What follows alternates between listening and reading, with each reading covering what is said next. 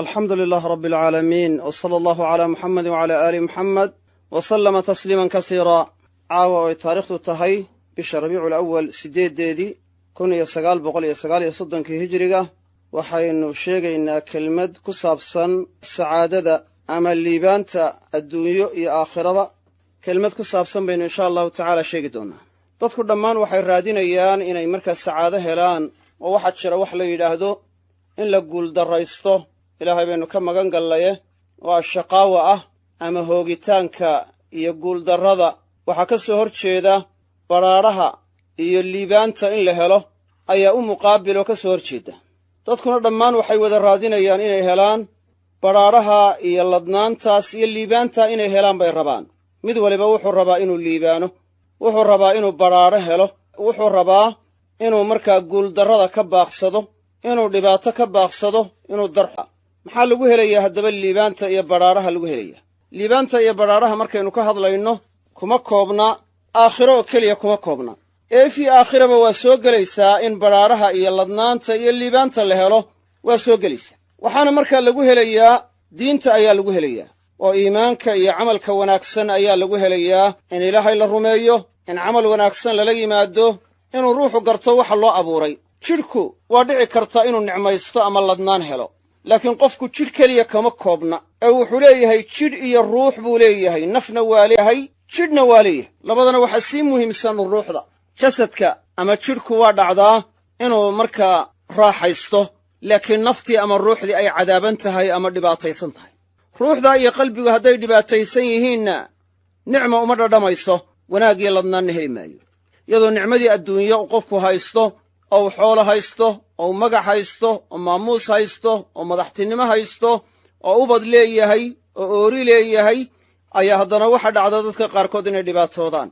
oo ay dareemayaan dhib iyo rafaad inaanu ka maqnayn laga yaabo hurdada inuu ladi waayo laga yaabo nicmadu inay dhidhami weydo laga yaabo waxa loo abuuray inuu garan waayo siifayo ishaaraamayo inuu intaas yacni hammi iyo qammi iyo warwar iyo walbahaar ku jiro uu dhibaataysan yahay naftiisii iyo qalbigiisiiba ay cadaaban yihiin hurdada ma ladaayo hammi iyo qammi baa haya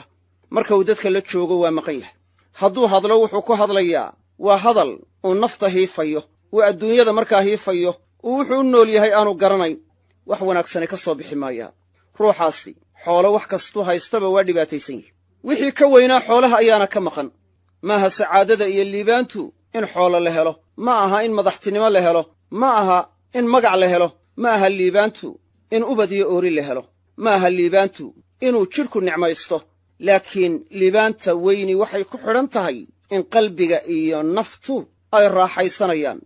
waa faraxsan yahay waa mabsuudsan yahay waa warwar la'yahay waa nicmaysan yahay qalbigii baa nicmoonaya nebigu wuxuu idhi sala allahu aleyh wasalam alghinaa ghina nafsi haninimo markaa qofka naftiisu ay qanaaco leedahay wixii la siiyo raalli ku yahay waxa uu yahay ruux markaa nicmaysanoo liibaan haysta hadduu yahay ruux garanaya waxa loo abuuray oo ilaahay inuu abuuray garanaya addoon ilaahay inuu yahay garanaya cibaado in loo abuuray oo takaaliif la saaray garanaya wamaa khalaqtu aljinna waalinsa ila liyacbuduun ilaahay wuxuu idhi uma abuurin jinkiiyo insiga inay aniga ay caabudaan mooye wax kale uma abuurin oo allah keligii uu caabudaayo rasuulka uu ateecaayo diintii ilaahay uu aqoon leeyahay diintii ilaahay uu baranaayo wuxuu barta uu ku camal falayo uu ku dhaqmaayo uu rabbi raalli gelinaayo uu rasuulkiisii ateecaayo yacni waxa uu yahay mid sacaadadii iyo liibaantii haya faqiir ha ahaado oo haynta adduunye uu hayaa iyo xoolaha uu leeyahay ha yaraado khani ha ahaado ha xoolo badnaado ama faqiir ha ahaado ha xoolo yaraado waxa uu yahay markaa saciid weeye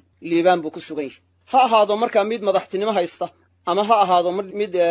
madax loo yahay madax iyo manja kuu doono ha noqdo xaal kastoo uu ku sugan yahayba mar hadduu garanaayo aakhiro uu doonaayo oo uu rabbi raalli gelinaayo oo raalli ahaanshaha ilaahay iyo jannaadka ilaahay inuu helo uu doonaayo sidaana uu camal falaayo waajibkii saaraa iyo xuquuqdii uu gudanayo qadarka ilaahay uu ku raalli yaho u hoggaansan yahay uu ku sabraayo hadday dhibaata ku timaaddo hadduu nicmo helana uu ku shukri naqaayo qadarkii ilaahay uu rumaysan yahay ilaa qadarka in la rumeeya waxay ka mid tahay arkaanta iimaanka an tu'mina billahi wa malaa'ikatihi wa kutubihi wa rusulihi walyawmi alaakhir wa an tu'mina bilqadari khayrihi wa sharrih qadarkii ilaahay uu rumaynaayo kii khayrka lahaa iyo kii sharka lahaaba wanaag uu la imanayo oo uu samafalayo waxa uu yahay mid saciida oo sacaadadiiyo liibaantii haya liibaantii mid ku sugan ayuu yahay ilaahay waxau yidhi man camila saalixan min dakarin aw unthaa wa huwa mu'minun falanuxyiyannahu xayaatan tayibah walanajziyannahum ajrahum biaxsani maa kaanuu yacmaluun ku kastoo sameeya camal wanaagsan oo mid lab ahaaday ama mid dhadig ahaaday isagoo muumin camal wanaagsan la yimaado camal wanaagsan samaynaya camalkuna waa wanaagsan yahay wanaagsan la imanayana waa muumin ilaahay wuxuu u ballanqaaday inuu nolol wanaagsan noolaynayo falanuxyiyannahu xayaatan tayibah waxaanu noolaynaynaa nolol wanaagsan baanu noolaynaynaa baa ilahay yidhi nolosha wanaagsani waa noloshii liibaanta ahayd waa noloshii sacaadada lahayd yacni waa nolol aan werwer lahayn aan walbahaar iyo dhibaato lahayn aan kadeed lahayn waa nolol nicmaysan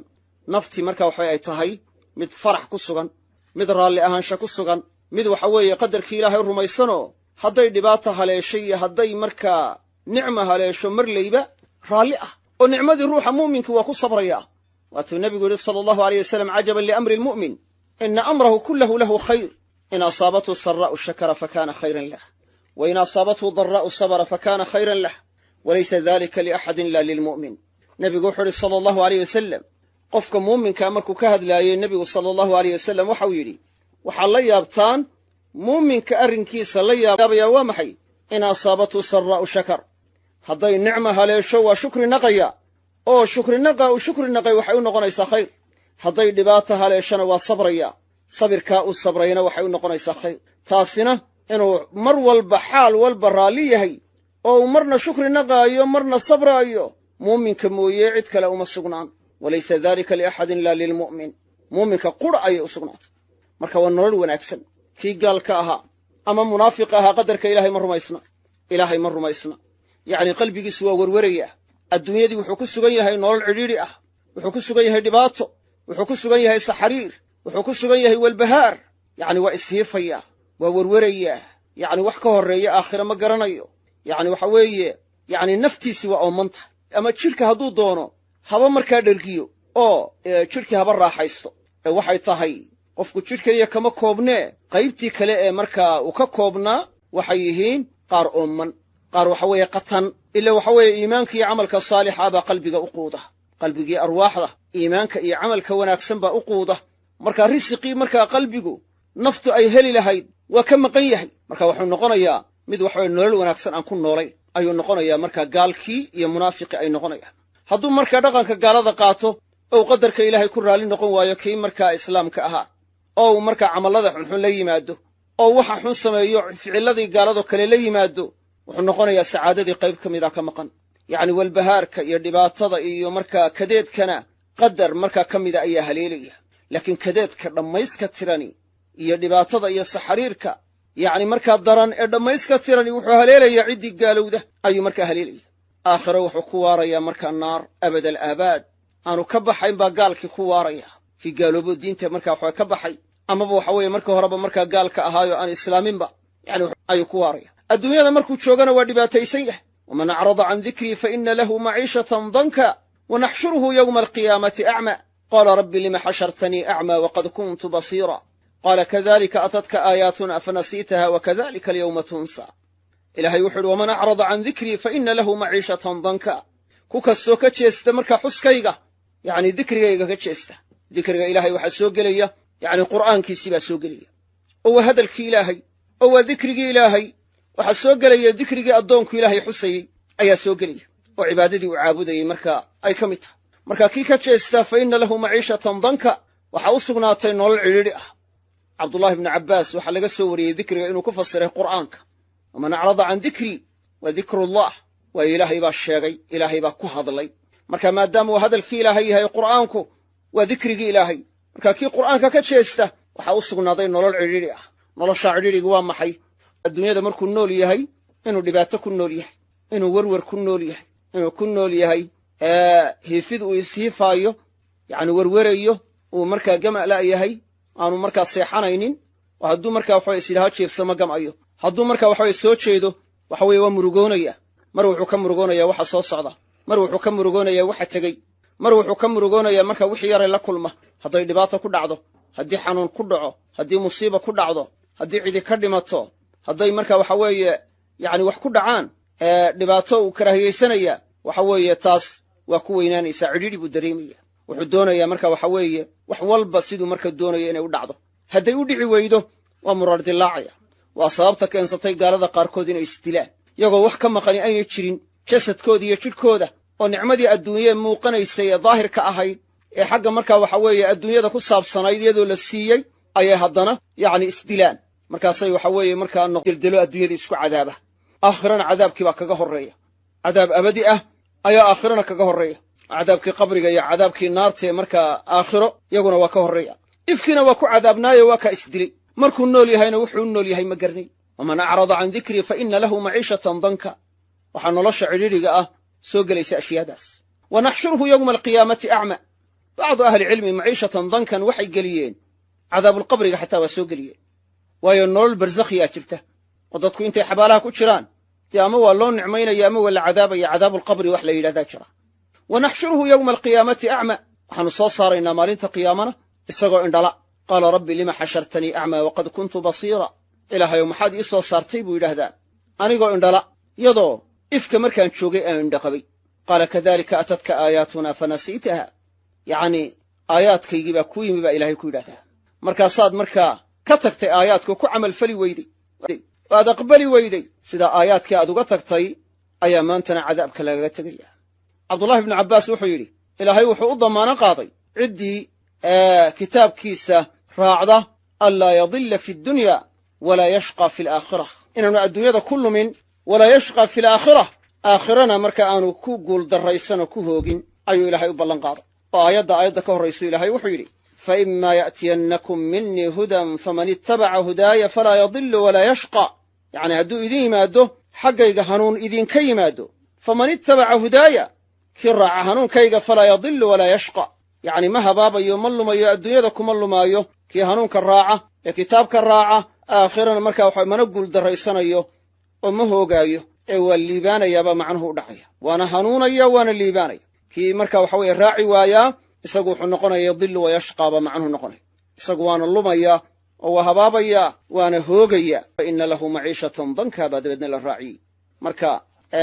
ruuxii iimaan iyo camal saalixa la yimaada ilaahay wuxuu yidhi falanuxyiyannahu xayaatan tayiba waxaanu noolaynayna nolol wanaagsan ayaanu noolaynaynaa walanajziyannahum ajrahum biaxsani maa kaanuu yacmaluun waxaanu ku abaalmarinaynaa ajarkoodii biaxsani maa kaanuu yacmaluun waxay samaynayeen waxa ugu wanaagga badan ayaanu marka ku abaalmarinaynaa waanu kaga abaalinaynaa marka sacaadada waxaa lagu helayaa iimaanka iyo camalka saalixa baa lagu helayaa iimaan iyo camal saalixa haddii la waayo sacaado la heli maayo liibaan la heli maayo wanaag lama helayo yacni dadkii waxa weeye wanaaggii waa garanayaan inuu wanaaggu markaa wanaagsan yahay waana raadinayaan qofka markaa qalbigiisi inuu wanaagsan yahay naftiisi faraxsan tahay werwer la' yahay yacni marka waxa weeye nicmo uu dareemaayo wanaag inuu ku sugan yahay dareemaayo yacni kuma helayo yacni gaalnimo ku heli maayo gaalnimo kuma helayo camal xuna uu la yimaado waxaa lagu helayaa waa iimaan iyo camal saalixa ayaa lagu helayaa iimaan iyo camal saalixa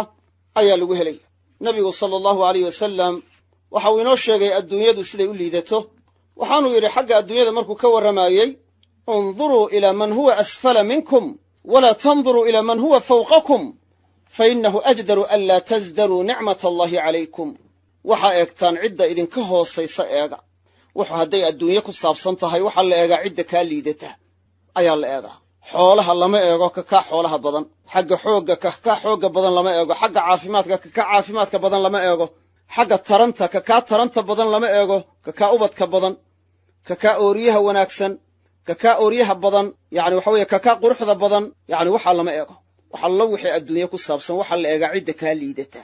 dad fara badani waxay eegayaan cidda markaa waxa weeye adduunyada xaggeeda sadka adduunye ka roon ee ka xoolaha badan ee ka xoogga badan ee ka quruxda caweyn ee ka waxa weeye martabadda roon xagga adduunyada ama madaxtinimo haysoo ka markaa yacni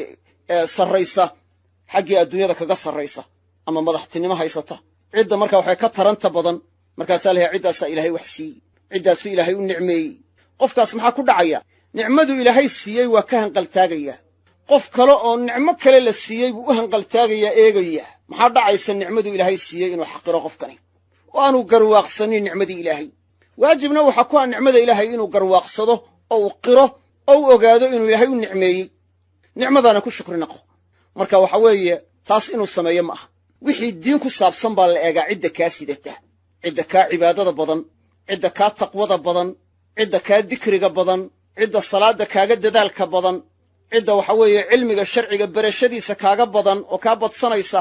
oo kaaga dadaalka badan yacni camalka saalixa wixii aakhiro loo samaynayo ciddii markaa kaa badsata si loo higsado si loogu daydo si loo gaadho si loola tartamo falyatanafas ilmutanaafisuun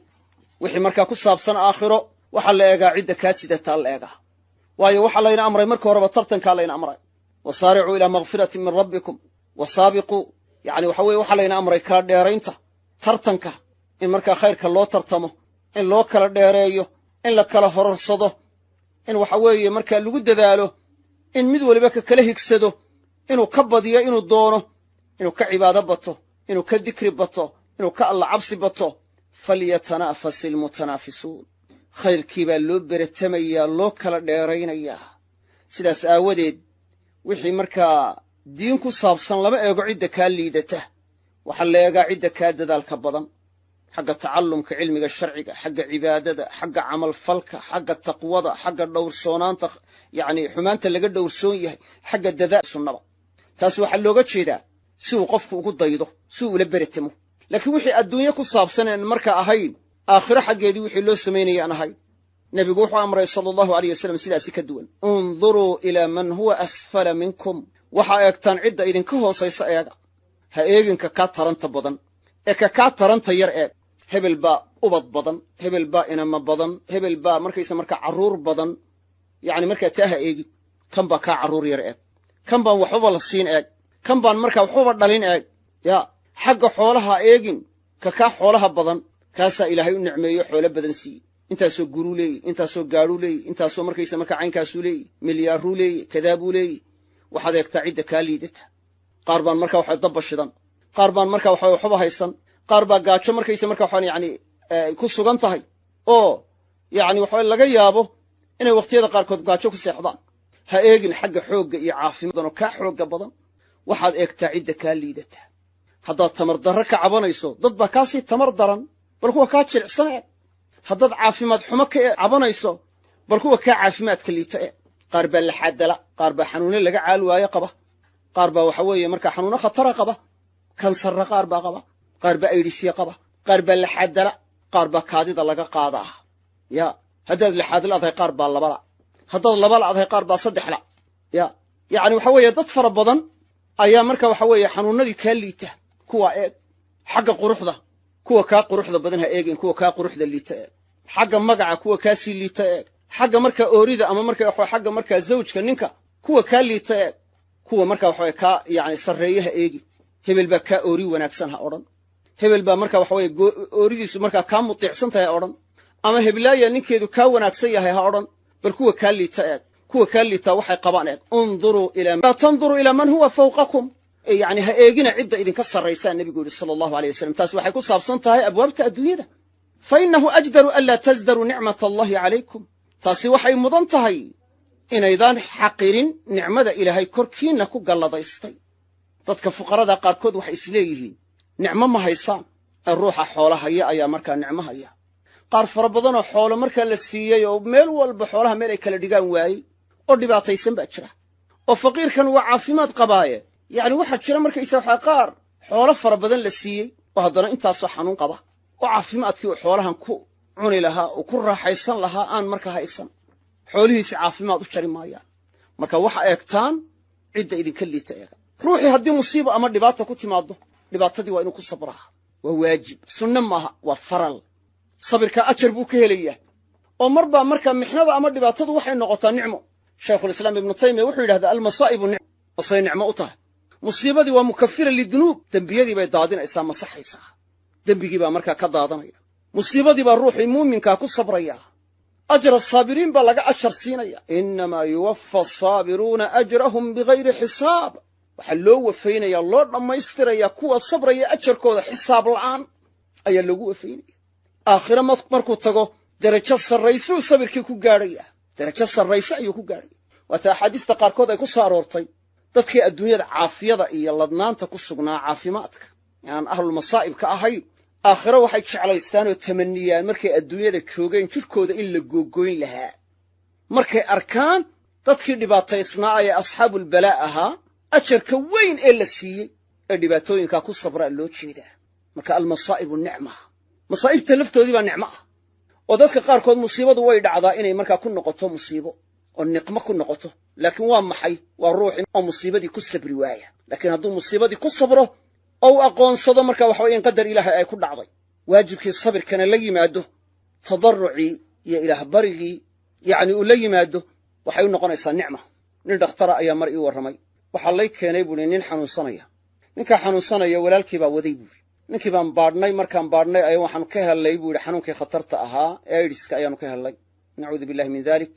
xanuunkii markaanu ka hellay baan waaniyey buuhi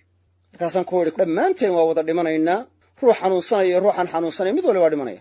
mid horraynayana ilaahay baa og ka caafimaadka qaba iyo ka xanuunsanaya mid horraynaya ilaahay baa og marka kollayba haddaynu wada dhimanayno dee in markaa la toobad keeno oo xagga ilaahay loo noqdo ilaahay la baryo oo yacni tawba lala yimaado iyo istikfaar dunuubtana laga baxo yacni la toobad keeno cibaadada lagu dadaalo lagu sabro musiibada iyo dhibaatada yacni waajibku waa saas waan waaniyey buuri waanadii ilaahay waa ku anfacay waanadii waa qaata ninkii mateed ayaa walaalkii i yimi buuri 6 bilood buu sii noolaa markuu u yimi walaalkii wuxuu iga shukri naqay buuri waanadii maalintii dabeedna wuxuu ihi walaalkay xanuunkani waa uga reeyey buuri waayo cibaado ma aqoon buuri ma tukan jirin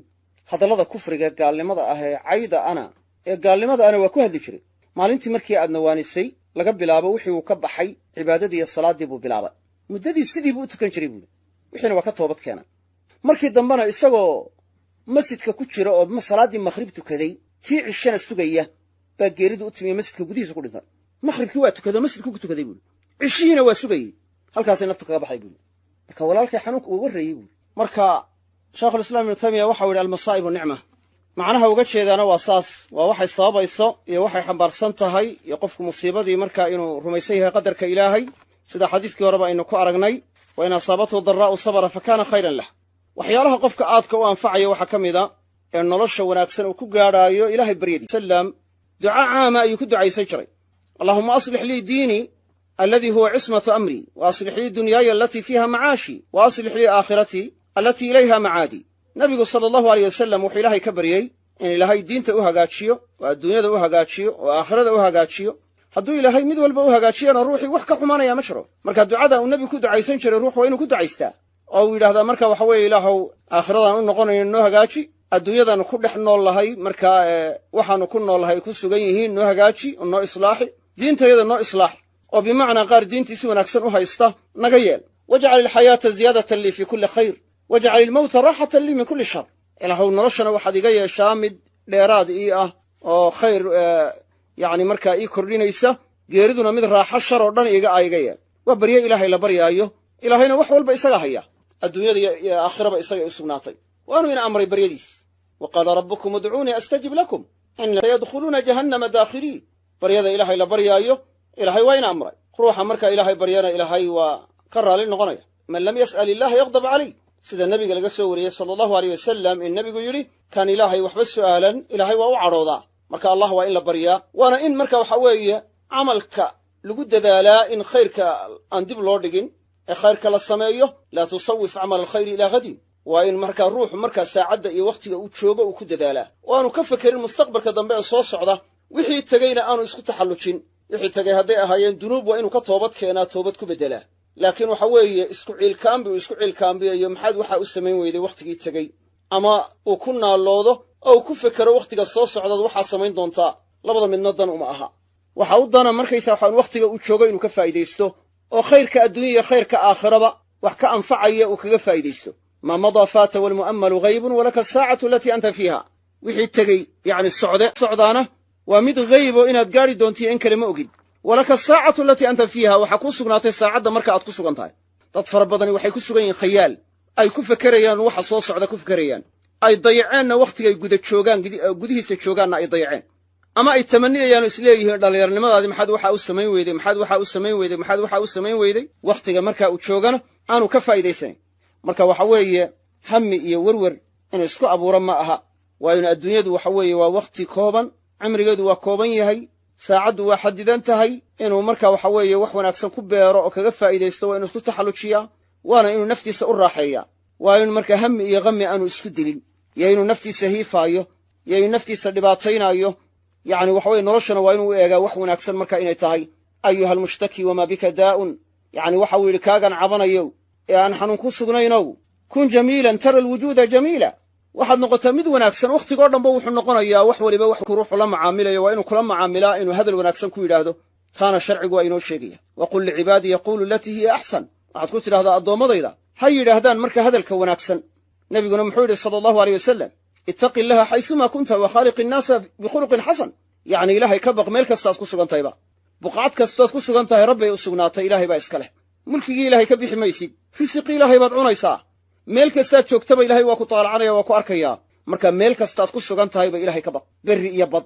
haddaad hawada ku sugantao duurayso oo diyaarad saaran tahay haddaad markab saarantao badda marayso haddaad berriga marayso haddaad bannaan marayso haddaad buura joogto haddaad guryo hoostood ku jirto yacni meel kastaad ku sugan tahayba ilaahay ka baq wa khaaliqi innaasa bikhuluqin xasan dadkana kula dhaqan akhlaaq wanaagsan annaas baa la yidhi yacni waxa weeye muslimiintii hore waxaa dhici jirtay niman waxa weeye markaa tujaar ah ayaa beledada gaalada markaa intay tijaaro u doontaan oo xoolo baayac mushtara u doontaan baa akhlaaqdooda iyo dhaqankooda iyo dadku arkaan akhlaaq wanaaggooda dhaqan wanaaggooda ayaabay ku islaami jireen marka waxa weeye waa in markaa akhlaaqda la wanaajiyaa dhaqan wanaagsan dadka lagula dhaqmaa wa quuluu linnaasi xusnaa baa ilahay yidhi dadka waxaa ku tidhahdaa hadal wanaagsan nebigu wuxuu yidhi sala allahu aleyh wasalam alkalimatu tayiba sadaqa kelmadda wanaagsani waa sadaqad yacni waxa weye ruuxi waa inuu faraxsan yahay waa inuu weji furan yahay laa taxqiranna min almacruufi shay'an walow an talqaa akhaaka biwajhin talq yacni waxa weeyaan macruufka waxa wanaagsan waxba ha ka xaqirin kulay ku tahay dadka inaad weji furan kula kulanto nebigu wuxuu ahaa sala allahu aleyh wasalam kasiira tabasum mid waxa weeye dhoolla caddayn badan wejigiisu miduu furan yahay hadalka wanaagsan waa in lagu hadlaa hadalka waa in la wanaajiyaa hadalka waa in la debciyaa markuu ilaahay nebi muuse iyo nebi haaruun markuu diray oo fircawn inay u digaan uu diray ilaahay wuxuu ku yidhi faquulaa lahu qawlan layina lacallahu yatadakkaru aw yakhshaa waxaa ku tidhahdaan hadal wanaagsan yacni idinkoo rajaynaya ama xaalaa rajaynaysaan inuu waxa weeye waantoobo ama ilaahay ka baqo marka hadal waa usluub yacni markaa dacwada iyo diinta dadka in lagu gaadhsiiyo si furan si debacsan hadal debacsan lagula hadlo marka waxa weeye waa in faraxa markaa la badiyaa waa in waxa weeye musiibada hadday musiiba ku dhacdo qofka aanu isku weynayn aw yidhahdo waa muqadar yaa waclam anna maa asaabaka lam yakun liyukhti'ak wamaa akhta'aka lam yakun liyusiibak waxaad ogaataa markaa wixii ku haleelaa inay ahaan lahayn marnaba qaar ku seegi lahaa waxa ku seegayna inaynay ahaan lahayn marnaba qaar ku haleeli lahaa marka maxaad u murugoon maxaad u argagixi marba waxaanad ka fakan karayn mar hadday tahay oo hadday kugu dhacaanna aanaad ka baaqan karteen hadday kaa baaqdaanna aynay marnaba kugu dhici lahayn marka waxa weeye maxaad naftaada u hiifi wa an tu'mina bilqadari khayrihi wa sharrih marka masaa'ibkii waa in lagu sabraa nicmooyinkii waa in lagu shukri naqaa nicmooyinka ilaahay waa in la qiraa waa in la ogaadaa nicmooyinka ilaahay ruux inaanu koobi karayn wa in tacudduu nicmata allahi laa tuxsuuha hadday istidhahdaan tiriya nicmooyinka ilaahay ma tirin kartaan intee waxa weeye marka xubnood buu ilaahay ku bal caafimaadkaaga eeg haddaad meel ka cabanayso bal intee xubnood baa ku caafimaad qaba kelihii beerkii eeg wadnihii eeg yacni waxa weeye markaa neerfayaashii eeg yacni maskaxdii eeg dad baa waxa weye maskaxda markaa waxaa laga qaada oo waxa weeye markaa dharkoodii markaa waxa iska bixiyey iyagoo qaawan suuqa maraya ama markaa naftoodii laga hayaayo isdilaya nicmatulcaqli waa nicma cadiima waa nicmo weyn nicmadii sixadu waa nicmo weyn adduunyadu waa daar dhibaato ah daar markaa loo abuuray raaxa ma aha raaxo waxaa loo abuuray jannada ayaa loo abuuray haddaad raaxadii ka raadiso markaa inaad adduunyada ka hesho dee adduunyada raaxo ka heli maysid adduunyadu waa daar dhibaato waa daar imtixaan yaa ayuha alinsaanu innaka kaadixun ilaa rabbika kadxan famulaaqiih waa la dhibaatoonaya yacni dhibaatadaa sida loogu jiro dhibaatiba dhibaato looga baxayo ayuunbaa geeridu imanaysa ilaahay waxau idhi laqad khalaqna alinsaana fii kabad dadka waxaanu ku abuurnay beer xanuun iyo dhibaato gudaheed baanu ku abuurnay kabad waa maxay ruuxa marka musiiba ku dhacdo haq beerkaasa waa mashaqa waxaa laga dhigay dhibaatadii inuu ku dhex jiro fiid waxay faa'iidaynaysaa daraf marka fii kabad ay fii mashaqa dhibaatada dhexdoodiibuu ku dhex jiraa sidii biyo uu dhex quusan yahay oo kale marka hadduu sihaa dhibaato ka bax oo dhibaataya inay ku haleeli dee waxa weeye markaa wuxuu doonayaa waxaan markaa aanu helin dhibaatooyinkiina markaa innagay dan inoo tahay waayo cadaabka aakhiro dhibaatada adduunyaha inooga roon yacni waxa weeye dhibaatadii waanay inooga dhigan tahay marka dhibtu inagu dhacdo waynu xasuusanaynaa geeridii waxa weeye rabbi xaggiisaa loo toobad keenaya rabbi baa la baryayaa ilaahu caafimaad isii ilaahu xanuunka iga qaad ilaahu dhibtan iga qaad ilaahu waxaan isii waa cibaado markaa baryada ilaahay la baryaya tawbadii istighfaarkii baa laga yaabaa in la xasuusto geeridii ka weynayd markaa xanuunkan ayaa laga yaabaa in la xasuusto marka nooc wacdi ay tahay kaanahu in ruuxii la wacdinayo geeridii la xasuusinayo ila ruuxu sidoo xumaan isaga wado oo qafla iskaga jiro mar kaliya hadii qaflad lagu qabto isagan toobad keeni isagan xagga ilaahay u noqon waxay noqonaysaa marka waxa weeye in khatar ay ku tahay taas oo laga yaabo khaatimo xumo markaysa inuu ku dhinto marka nooc waana aba ku jirta dambi daadin baa ku jirta sabirka lagu sabraayo waxa ku jira yaani waxa weeye ajar weyn sabirka ajarkiisina waa ka weyn maadatu sabr quraanka aad bay ugu soo noqnoqota marka waxa weeye waa waxa wanaaga lagu helayo ifkii aakhiraba sabirku wax kasto wanaagsan sabir baa lagu iman karaa wax kasto xunna sabir baa laga dheeraan karaa oo macaasidi in laga sabraa macaasidi in la iman baa ka imanays oo laga dheeraado laga tago waajibaadkii in la guto la yimaado sabir baa keensanaya waxa leeyahay wax kasto wanaagsan waa sabr saaca way saacad la sabro la adkaysto yaani dhibaatooyinkii waxa ku jira tamxiis waxa ku jira ibtilaa imtixaan baa ku jira dadkii baa lagu eegaya marka waxa weeye waa in la sabraa qadarkii ilaahay waa in la xasuusta xagga ilaahay waa in loo noqdaa rabbi waa in marka la xusaa waatu ilaahay uu yiri alladheena aamanu wa tatma'innu qulubuhum bi dhikrillah ala bi dhikrillah tatma'innu alqulub ilaahay wuxuu hanuuninayaa ka xaggiisa u soo noqda wuxuu hanuuninayaa alladheena aamanu wa tatma'innu qulubuhum bi dhikrillah kuwii rumeeyay qalbiyadoodana ilaahay xuskiisa ku xasilayso dad fara badan baa xasiloonida qalbiga doonaya laakiin qaar maxay ka raadinayaan heesaha qaar waxay ka raadinayaan riwaayadaha qaar waxay ka raadinayaan xoolaha qaar waxay ka raadinayaan dumarka badan qaarkood waxay ka raadinayaan ubadka qaarkood waxay ka raadinayaan madaxtinimada qaar waxay ka raadinayaan magac iyo maamuuska qaar waxay ka raadinayaan marka arlada inay wareegaan oo ay marka sameeyaan dalxiisnimo ay sameeyaan oo marka waxa way marba marka dhul u tago laakiin waxa xasiloonida qalbiga lagu helaa taama ilaahay baa inoo sheegay alladheena aamanu wa tatma'innu qulubuhum bi dhikrillah ala bi dhikrillah tatma'innu alqulub xuska ilaahay bay ku xasilaysaa qalbiyadu qulubtu waxay ku xasilaysaa way ku nagaanaysaa ku degaysaa ilaahay xuskiisa ilaahay marka in la xuso quraankiisa la akhriyo allah marka dhikri loola yimaado la xusaayo ikhlaas yado lagu la imanayo raali ahaansha ilaahay lagu doonayo loonida qalbiga warwarkii iyo qalbigu inuu marka walbahaaro inuu dhibaatadu la weynaato waxyaalahaas wuxuu kaga baxaya ilaahay xuskiisa alladheena aamanu wa amilus salihati tuuba lahum wa husnu ma'ab kuwii rumeeyay amalka wanaagsan la yimi oo sameeyay amalada wanaagsan waxa u sugnaaday tii wanaaga badnayd baa u sugnaatay culimada qaar waxay ku fasireen in loo jeedo jannada culimada qaar koodna tuuba lahum waxay ku fasireen in looga jeedo alxayaatu tayyiba nolol wanaagsan inay tahay wana dhici kartaa marka in la camimo la yiraahdo tuuba lahum waxa soo galaya fi dunya wal aakhirah in adduunyadana nolol wanaagsan ugu sugnaato aakhirana jannadii wanaaga badnayd ugu sugnaato wa husnu ma'ab rabbi agtiisa meel loo noqdo wanaagsan baa ugu sugnaatay waxyaalaha sacaadadu ma aha xoolo badan walastu ara sacaadata jam'a maalin sida shaacirku yiri marka uma arko oo uma qabo liibaantu inay tahay xoolaha in la ururiyo walakin at-taqiyya huwa as-sa'id hayesha ka taqiga ah ilaahay ka baqaaya ayaa saciido liibaanay dadka markuu ruuxu la xumaan haday kala kulanto ama marka wax dabeecadu diido haduu kala kulmo inuu waxa weeye tan noocaasi ay sababto marka waxa weeye noloshii iyo dhaqankii ee ay wada dhaqmayeen inay marka ka teedo ka celiso oo yiraahdo kaasi wuu qaldamay iga daa kaasi wuu xumaaday iga daa kana sidan buu sameeyay iga daa kana caynkan buu yiri iga daa gabadhana waxan bay samaysay iga daa iyadana u furo ay tiraahdo markaysa ninkani waxan uu sameeyay iga daa yaani waxa weeye saaxiibkii uu yiraahdo waxan buu sameeyay iga daa walaalkii uu yiraahdo waxan uu yiri iga daa aabihi uu yiraahdo waxan uu yiri iga daa aabuhu inankiisii uu yiraahdo kana markaysa naf ma laho iga daa saasuu sameeyay marka waxa way dadkii uu la macaamilay haday saaxiibo tahay haday awlaad tahay haday zawjaad tahay haday marka qaraabo tahay haday saaxiibo tahay dhamaan marka inuu mid walba meel ku tuuro laakiin taa dawadeedu waa maxay waa inuu ogaado ruuxu marka wanaag iyo xumaan mid walba inuu leeyahay muuminiinta markii leeyno sheegay muxuu ilaahay yiri faman saqulat mawazinuhu fahuwa fi 'ishatin radiyah waman khaffat mawazinuhu fa ummuhu hawiyah marka waxa ilaahay noo sheegay hadiisa khayrku ay cuslaadaan in qaab loo noolaado raali ahaansha u saaxiibay inuu ku sugan yahay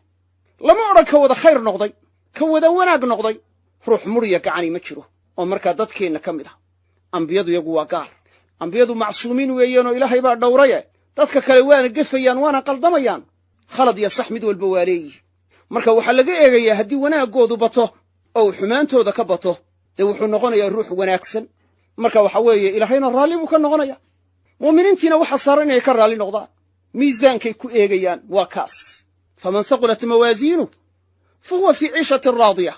laakiin in la yidhaahdo ruuxii xumaan la yimaadaba bes waa u dhammaatay tuur isagana waa arrin qalad ah waxyaalaha sacaadada ka hor imanaya liibaanta adduunyo bayna ka mid tahay nebigu wuxuu uhi sala allahu aleyh wasalam laa yafrak mu'minu mu'minatan in kariha minha khuluqan radiya minha aakhar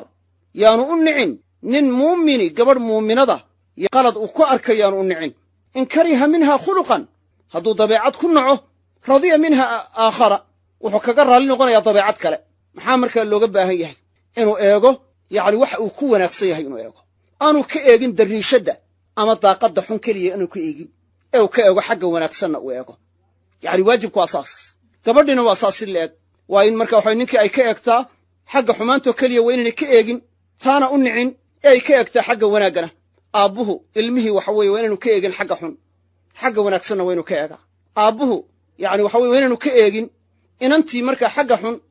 ee uu ka eegaa xagga kale wanaagsan ay ku fiicantahayna waa inuu ka eegaa ilmuhu waa inuu waalidka ka eegaa xagga uu ku wanaagsan yahay aanu ka eegin markaa xagga uu ka xun yahay aanu ka eegin ixsaanka iyo wanaagga iyo markaa waxa uu farayna markaa waa inuu eegaa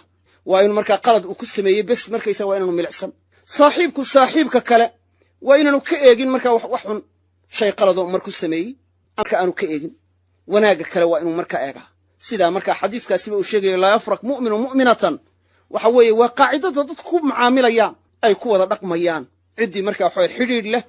ay dhammaan ku wada dhaqmayaan carabtu waxay ku mahmahaan hadalay ka qaateen markaa xadiiskaa ka iqtibaaseen oo odhanaya man talaba akhan bilaa caybin baqiya bilaa akh ruuxa doona walaal ceeb la walaal la'aan buu muta ah soomaalii lafteedu wax u eg bay yidhahdaanoo waxay yidhahdaan tol wada qumman ruuxa doonaa tol la'aan buu mutaa marka waa in la eegaa yacni waxa weye wanaagyada waa in la eegaa xagga xunoo keliya waa inaan laga eegin waana in hamiga iyo hammiga ilaahay laga magan galaa nebiguna sala allahu aleyh wasalam ilaahay wuxuu ka magan geli jiray yacni hamiga iyo hammiga oo wuxuu odhan jiray waacuudu bika min alhammi waalhammi ama min alhammi waalxasan marka waxa weeye waa in markaa aan waxyaalaha laysku weynayn wax yaroo sahlan marka waa in laga soo qaadaa cafiga waa in la badiyaa oo hadday cidi ku qaldanto waa inuu ruuxu wax cafiyaa ruuxu hadduu markaa wax cafiyo aljazaa'u min jinsi alcamal abaalmarintu waxay tahay noocii camalku uu yahay waa inuu ruuxu samafal bataa waa inuu ixsaan bataa waa inuu cafin bataa hadduu markaa ruuxii wax cafiyo ilaahay waa cafiyaa ciddii ku qaldanta hadduu cafiyo ou iska dhaafo u xilqariyo ou kashifi waayo ou ceebayn waayo ilaahayna ma kashifee waa asturaa yacni waxa weeye waatuu ilaahay uu yidhi walaa ya'tali ululfadli minkum waasacati an yu'tuu uli lqurba waalmasaakiina waalmuhaajiriina fii sabiili illah walyacfuu walyasfaxuu alaa tuxibuuna an yakfira allahu lakum wallahu ghafuurun raxiim waxay ku soo degtay aayaddu nin saxaabi ahoo mistax la yidhaahdo oo abubakar ay qaraabo ahaayeen oo muhaajir ahaa oo ilaahay dartii u soo hijrooday oo mujaahid ahaa oo raggii beder ka qayb galay ka mid ahaa abuubakarna marka uu masruufi jiray ayaa marka arrin qalada galay nimankii munaafiqiinta ayaa waxay u dhuubeen warkii masabidka ahaa ee caaisho ay ku masabidayeen ee beenta ahaa been abuurka ahaa tii buu marka waxa weeye ka qayb galay ama dhegaystay tii markuu ka qayb galay ama wax ka mida markaa uu loo laqimay isagaan iska hubsan lagu kediyey ayaa markii ilaahay caaisha uu beri yeelay oo baraa'adeedii caddeeyey ayaa abuubakar wuxuu ka dhaartay inuu wax dambe mistax siiyo ayuu ka dhaartay mistaxna qaraabay ahaayeen markaasaa aayadda ku soo degtay hadda mistax qalad weyn buu galay ifkigii caaisha lagu masabidaayey baa lagu kediyo isaguna uu ku hadlay ila qofka muuminkii macsuum ma ahee faadilba ha ahaado ninkani waa beder buu ka qayb galay isagoo beder ka qayb galay ayaa haddana yacni qaladka noocaasa uu ku dhacay markaasaa dhaartii uu abuubakar ka dhaartay oo bimacnaa kaannahu qaraabanimadii inuu qadarin waayey oo bimacnaa ixsaankii iyo samafalkii uu qadarin waayey oo inantii markaa ina abibakar uu wax ka sheegay oo lagu kediyey taasi inay ku weynaatay abubakar dabeedna markaa sidaas aawadeed uu ka dhaartay markaasaa aayadda ilaahay soo dejiyey ou yidhi iyanay ka dhaarin kuwa fadliga iyo qaninimada u saaxiibkii inay siiyaan kuwa qaraabada u saaxiibka inay wax siiyaan iyo masaakiinta iyo muhaajiriinta inay wax siiyaan iyo inay ka dhaaran walyacfuu ha cafiyaan hana iska dhaafaan oo ha ka jeestaan kaannahu waxaan jirin ha ka soo qaadaan alaa tuxibbuuna an yakfira allaahu lakum miyaydan jeclayn inuu ilaahay idiin dhaafo qaladkaa ku qaldantaan dembigaa dembowdaan inuu ilaahay idiin dhaafo miyaydan jeclayn abubakar markii aayaddu soo degtay wuxuu idhi haa waan jeclahay markaasuu dabeedna u soo celiyey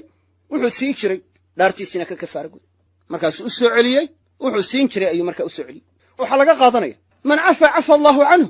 kii ilaahay cafiyo waa cafinayaa man ghafara ghafara allaahu lahu yacni waxa weye aljazaa'u min jinsi alcamal abaalmarintu waa noocii camalku yahay saas aawadeed ba culamada qaarkood waxay yidhahdeen ciddii markaa cid u dhimrisa ilaahay waa u dhimriyaa ciddii cid u samafasha ilaahay waa u samafalaa ciddii cid kaalmaysa ilaahay waa u kaalmeeyaa ashyaada qaarkood axaadiista qaar baaba ku soo aroortay waatuu nebigu yidhi sala allahu aleyh wasalam wallahu fii cawni alcabdi maa kaana alcabdu fii cawni akhiih inta addoonku kaalmada walaalkii ku sugan yahay ilaahayna kaalmadiisu ku sugan yaho waa kaalmaynaya man acaana acaanahu allah kii kaalmeeye ilahay waa u kaalmata sheegaysa man yasara musliman yasarahu allahu fi dunya walaakhira ruuxa markaa ruux muslima markaa u fudaydiya ilaahay waa u fudaydiyaa fi dunya walaakhira waman satara musliman satarahu allah waman nafasa can mu'minin kurbatan min kurabi dunya nafasa allahu canhu kurbatan min kurabi yowmi alqiyaama hadduu kurbo adduunye adduunka markaa ka farajedo yacni waxa weeye kurbooyinka aakhiro ka mid a ilahay ka farajadaa ruuxa markaa ruux u xilqariyo astura ilaahay waa asturaa ceebta ruux muslima hadduu asturo ilahay waa asturaya ruuxa markaa ruux u fudaydiya wax ku culus ilaahay fi dunya walaakhira waa u fudaydiya culamada qaarkood waxay kala baxaan xadiiskaasoo ka daliishadaan ruuxa markaa acmaasha ula yimaada liajli illaah ilaahay dartii isagoo muumina khaatimadiisu inay wanaagsanaanayso iimaan ku dhimanayo ila haddaanu iimaan ku dhiman kurubaadka aakhiro loo fudaydin maayo dunuubtiisa aakhiro looma xilqarinayo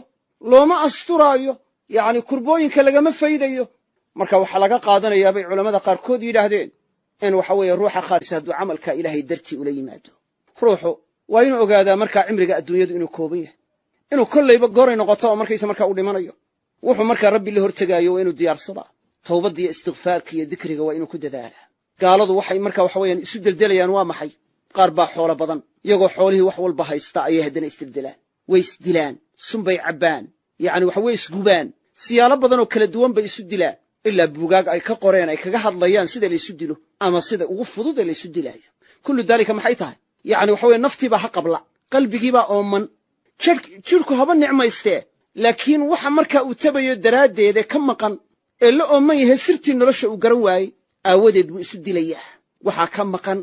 ayaa wax weyn ah xooluhuba jidhkoodu waa raaxaystaa wax waa cunaan wax waa cabbaan yacni waxa weeye sumarku intaasoo marka idood buu isu maraa intaasoo laxaad buu isu marayaa hadda maxaa marka waxa weeye jasadkii nicmada u nicmaystay aanay ruuxdii inay ha qabeelin muxuu kaga duwanaanayaa ruuxu xoolihii muxuu kaga duwanaanaya waa sababta uu ilaahay u yidhi gaalada markuu sheegaya inhum ilaa kal ancaam xoolaha mooye wax kale lama mid aha bal hum adal iyagaaba ka liita iyaga ayaa ka liita oo xoolihii intii caqli la siiyey muhimmaddii loo abuuray kamay tegin ee xooluhu markaa wixii loo abuuray waa ku sugan yihiin ilaahay oo keliya inay caabudaan ilaahay markaa uma shariig yeelaan yacni waxa weeye ilaahay bay u tasbiixsanayaan qaar rabbi ka kufriyey ma aha laakiin aadamigii jinkii iyo insigii in badan baa garan weyday sida waxaa loo abuuray ilaahay keligii caabudi weydey marka waxa weeye yacni jidhkoo keliya layaan laha qabeeline waa in marka waxa weeye ruuxdii iyo qalbigii waa in marka waxa laha qabtiraa waa in marka lala yimaadaa iimaankii camalkii saalixa waa in lala yimaadaa iimaankii camalka saalixa haddii lala yimaado yacni liibaan baa imanays liibaan ayaa imanays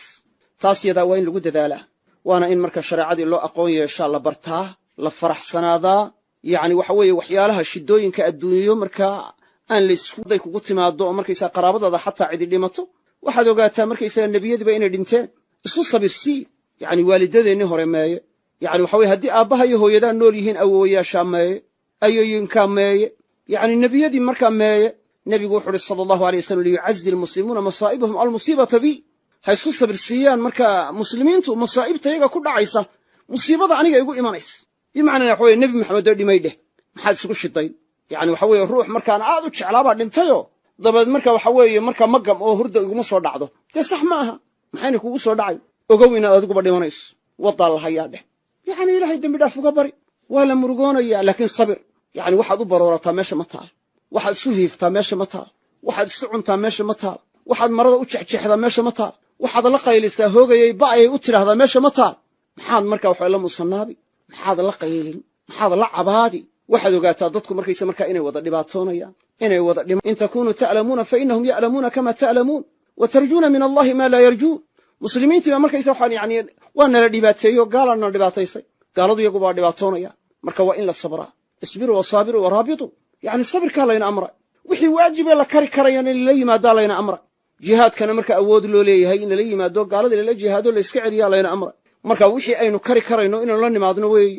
waxaynan awoodi karayna markaa laynaguma kellifin laa yukallifu allahu nafsan ilaa wuscaha mustaqbalka islaamkana markaa waxba ha werweri waxaad ogaataa marka islaamku inuu mustaqbalka yeelanayo dulligana in laga bixi doono gaala jabi doonto ogow nebigaa sii sheegay markaysa markaa gaala inay jabi doonto oo gaalada laga rayn doono oo waxa weeye bilaadka gaalada qaarkood la furan doono aan weli la furan waa la sii sheegay almustaqbalu lilislaam marka waxa weeye ilaahay baa diinta ilaashanaya mar hadduu diinta ilaashanayo maxaad werweri waxba hayd werwerin ilaahay ku kalsoonow yacni nasriga ilaahay insha allahu tacaala waa la heli doonaa laakiin waajibku waa maxay waajibku waxa weeye waa in markaa in yacni markaa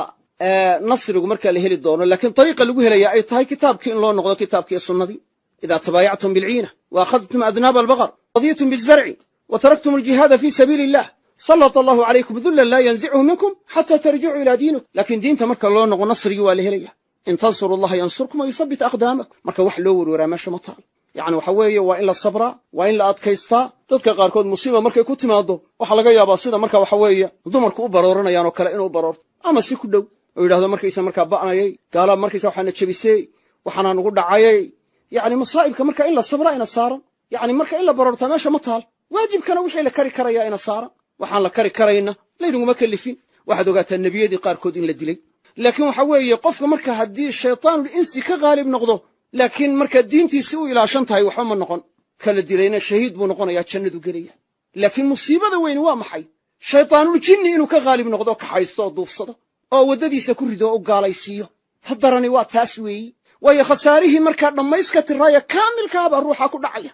naar baanu abadiya laakiin isagoo diintii ku sugan oo diintii haysto oo ku dheggan oo ku camal falaya haddii markaa la dilo dee waxa weeye markaa khayrkii aakhiro waa helaya dhimashadana kollayba waa dhiman laha ama ha la dilo ama yaa la dili marka kollayba waa dhiman laha ilaahayna kollayba diintan waa u gargaaraya marka ha la sabro ha la adkaysto yacni waxa weeye diintana ha lagu dheganaado diinta ha lagu dadaalo ha la camal falo yacni ha la faraxsanaado yacni waxa weye ha la toobad keeno ilaahay ha la xuso yacni ruuxii markaa sidaas la yimaado sacaada kama maqna waxa dhacdo dadka qaarkood oo xoolo badan markaa dan sacaadadii inay ka maqanta qaaruun sacaadadu haystay maxay tahay ya yacni waxa weeye fircawn sacaadadu haystay maxay tahay cadaabkii adduunyana waa ku dhacay kii barzakhuna waa ku sugan yahay annaaru yucraduuna calayha guduwan wa cashiya wa yowma taquumu asaacatu adkhiluu aala fircawna ashadda alcadaab sacaado markaa kuma sugnee shaqaa waa ku sugan shaqaa wuu ku sugan yahay yacni waa hoogay sheekh baa waxa uu ka sheekeeyey qiso waa qisadaasaan ku soo khatimaya qisadaas waxay tahay